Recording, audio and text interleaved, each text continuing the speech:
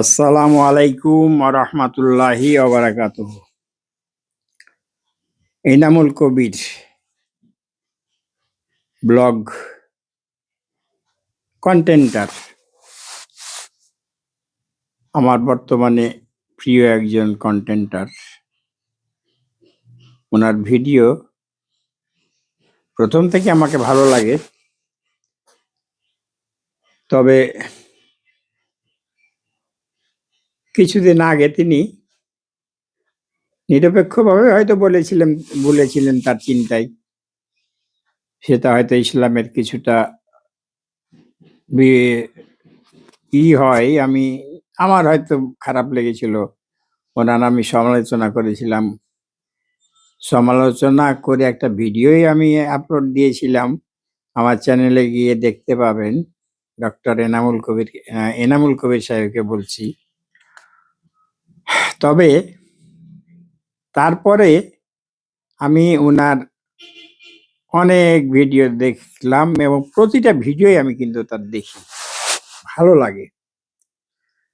আসলে নিরপেক্ষ কথা বললে অনেক সময় অনেকের সমালোচনার পাত্র হতে হয়।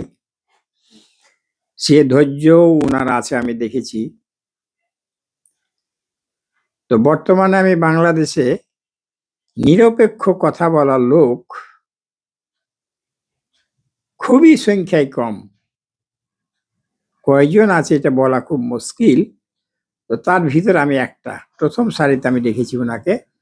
আমার এখন প্রিয় ব্যক্তিত্ব তিনি, শুধু নিরপেক্ষ কথা বলার জন্য। হয়তো আপনারা বলতে পারেন যে আপনার দলের পক্ষে গেছে বলে আপনি হয়তো কথাগুলো বলছেন না। আসলে তিনি নিরপেক্ষ কথা বলেন। আপনারা তিনার বক্তব্য শুনেন কিনা এরপরে শোনার চেষ্টা করবেন। আমি তার ভিডিওর কিছু অংশ আপনাদের সামনে না দিয়ে পারলাম না। প্রয়োজন, আমাদের সবার জানা প্রয়োজন। একটা নিরপেক্ষ লোকের মুখ থেকে যখন একটা কথা শুনবেন, তখন আপনারা একরকম চিন্তা করবেন, আমার মুখ থেকে শুনলে একরকম চিন্তা করবেন। এই জন্য আমি আপনাদের সামনে ওনার ভিডিওর কিছু অংশ তুলে ধরলাম। আশা করি আপনারা ভাববেন। এই লোক কিন্তু কোনো দলকে সাপোর্ট করেন না। তারা যে ইশতেহারে বলছে যে বিএনপি প্রতিশোধ নয়, ন্যায় ও মানবিকতার রাজনীতিতে বিশ্বাস করে। Who said that? এটা সেলফ কন্ট্রাডিক্টরি, স্ববিরোধী এমন বক্তব্য। তাদের কর্মকাণ্ডের সঙ্গে বক্তব্যের কোনো মিল নেই, এই ন্যারেটিভের কোনো মিল নেই। ক্ষমতা নয়, জনগণের অধিকারী বিএনপির রাজনীতির কেন্দ্রবিন্দু। যদি তাই হতো, তাহলে এইভাবে আক্রমণাত্মক বক্তব্য তারা প্রত্যেক মিটিংয়ে, প্রত্যেক সময়ে, প্রতিদিন রাখতেন না। ক্ষমতাই প্রধান, তাই শুধু প্রতিপক্ষকে আক্রমণ করা হচ্ছে, যা ইচ্ছে তাই বলে। বিশেষভাবে জামায়াত ইসলামীকে, ৭১-এর ভূমিকা এবং যত রকমভাবে তাদের ছোট করা যায় করা হচ্ছে। কাদের ছোট করছে বিএনপি? তাদের আন্দোলনের সঙ্গীকে। কয়েক যুগ ধরে একসঙ্গে রাজনীতি করেছে তাদের সঙ্গে। আর এই কথা বলতে বলতে আপনাদেরও কান ঝাড়া পাড়া হয়ে গেছে শুনতে শুনতে। তাদের সঙ্গে সরকার গঠন করেছে তাদের সহযোগিতা নিয়ে। ৯১ নির্বাচনে বিএনপি যখন জিতে সরকার গঠন করলো, তখনও জামায়াত তাদেরকে সমর্থন করেছিল। ১৮টি আসন দরকার ছিল, ১৮ জন এমপির সমর্থন দরকার ছিল বিএনপির সরকার গঠন করতে। না হলে ৯১তে বিএনপি সরকার গঠন করতে পারে না। যদিও জামাত ইসলাম তখন সে ১৮ সিটের জন্য কিছুই নেয়নি, কোনো স্বার্থ আদায় করেনি বিএনপির কাছ থেকে।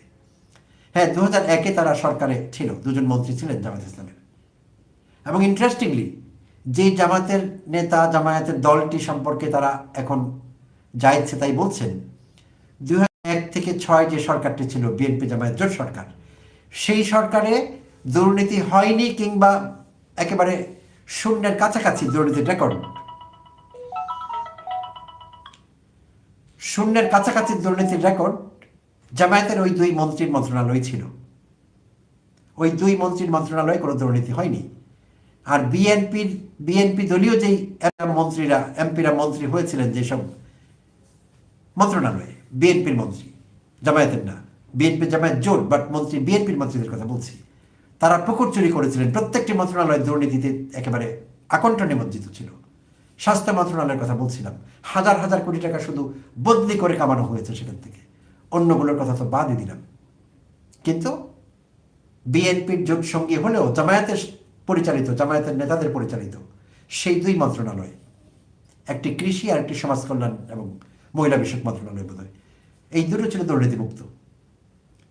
তো বিএনপি এখন যখন উচ্চবাচ্য করছে, তাদেরকে উঠতে বসতে, তাদেরকে ডিমেন্ড করছে, ডিফেন্ড করছে, তাদের অতীত মনে রাখা দরকার, কিন্তু তারা অতীত মনে রাখছে না, আমরা দেখছি না অতীত মনে রাখতে।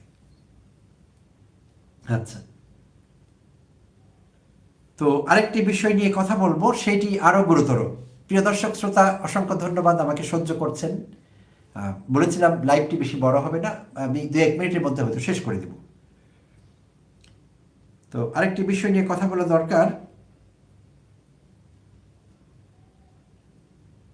আমি শুরু করেছিলাম যেই বক্তব্য দিয়ে, সেইটি ছিল তারেক রহমান বলেছেন আজই এই ইশতেহার যেখানে ঘোষণা করা হলো সেই অনুষ্ঠানে, সংবিধানে আল্লাহর প্রতি পূর্ণ আস্থা ও বিশ্বাস পুনঃস্থাপন করা হবে। খুব ভালো, 95% মুসলমানের দেশে এরকম বক্তব্য লোকেরা অনেক পছন্দ করবেন, এটি স্বাভাবিক। ভোটাররা অনেক পছন্দ করবেন এই আইডিয়া।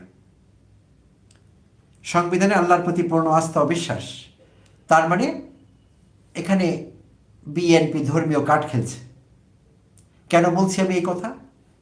কারণ ধর্মের কথা তো জামায়াতও বলে, আর বিএনপি সুবিধা মতো বলে। জামায়াত ধর্মীয় আদর্শ ভিত্তিক দল, তারা ধর্মীয় কথা বলবেন, এটি স্বাভাবিক। এটি অপ্রত্যাশিত না জামায়াতের কাছ থেকে। আর বিএনপি যারা প্রগতিশীল হবার চেষ্টা করছে, ভান করছে এখন নব্য প্রগতিশীল, তারা আওয়ামীদেরও ছাড়িয়ে যাচ্ছে প্রগতিশীলতায়, মনে হচ্ছে বামদেরও ছাড়িয়ে যাচ্ছে। তো বিএনপি উঠতে বসতে জামায়াতকে বলছে ধর্ম নিয়ে রাজনীতি করছে, ধর্ম নিয়ে খেলছে। তো এইটি কি ধর্মীয় খেলা নয়? সংবিধানে আল্লাহর প্রতি পূর্ণ আস্থা ও বিশ্বাস পুনঃস্থাপন করা হবে, তার বক্তব্যে তিনি বলেছেন সংবিধান সংশোধন করে পুনঃস্থাপন করা হবে, এই বক্তব্য, এই স্লোগান। এইটি কি ধর্মীয় কাঠ খেলা নয়? তাহলে ধর্মকে কি শুধু বিএনপি ব্যবহার করতে পারবে যখন সুবিধা তখন? জামায়াত পারবে না? বা যেই দলগুলো ধর্মীয় আদর্শভিত্তিক দল তারা পারবে না? তারা করতে গেলে তারা মৌলবাদী, তারা এক্সট্রিমিস্ট, তারা চরমপন্থী। আর বিএনপি করলে বিএনপি প্রগতিশীল? এর চেয়ে ভণ্ডামি, এর চেয়ে কপটতা আর কি হতে পারে? এই প্রশ্নটি কিন্তু আমরা করতেই পারি। আপনাদের নিকট আমার একটাই অনুরোধ, আসুন আমরা আমাদের ভবিষ্যৎ প্রজন্মের কথা চিন্তা করি। আমরা তো শান্তি পেলাম না 54 বছর স্বাধীনের পর, এবং না পাওয়ার পিছনে আমরাই দায়ী। তা আসুন ভবিষ্যৎ প্রজন্ম যেন আমাদেরকে গালি না দেয়, আমাদেরকে দায়ী না করে। আসুন আমরা আমাদের বিবেক দিয়ে বিশ্লেষণ করি যে কোন প্রধানমন্ত্রীটা আমাদের জন্য উপযুক্ত, কোন দলে কয়জন উপযুক্ত মন্ত্রী হওয়ার মতো লোক আছে। একবার আসুন আমরা দল মত নির্বিশেষে সবাই বিবেককে ঠিক রেখে চিন্তা করি। আমার বাপ দাদু এই দল করে এসছে বলে আমি ওই দলই করব।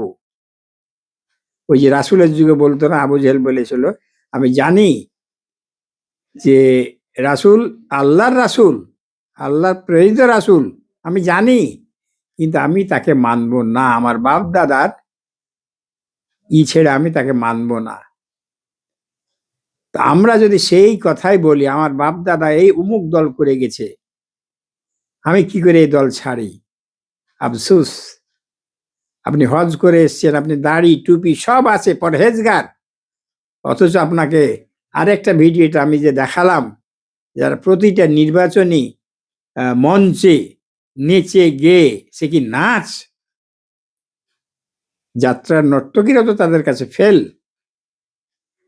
এরপরও আপনি বলবেন যে আমি ইসলাম পালন করি, আমি পরহেজগার, 5 ওয়াক্ত নামাজ পড়ি, তাহাজ্জুদ করি। অনেক দাড়িওয়ালা লোককে দেখে আমার আফসোস হয়, তারা নির্দ্বিধায় ওইসব দলে ভোট দেয়। আজকে বেশ কিছু মানে কি, সব বললে ভুল হবে না, সব ইসলামিক দল আজ একসাথে একটা প্ল্যাটফর্মে যোগ দিয়েছে। আজও যদি আপনি তাদেরকে সমর্থন না করেন, কাল কিয়ামত আপনি আল্লাহর সামনে জবাব দিতে পারবেন না। আশা করি আল্লাহ আপনাদেরকে হৃদয়ঙ্গম করার চেষ্টা করবেন, আপনারা আল্লাহ আপনাদেরকে সহায়তা করবে। আল্লাহ আপনি আমাদের চিন্তা ভাবনা, সহি চিন্তা ভাবনা দান করুন। আসসালামু আলাইকুম ওয়া রাহমাতুল্লাহি ওয়া বারাকাতুহু।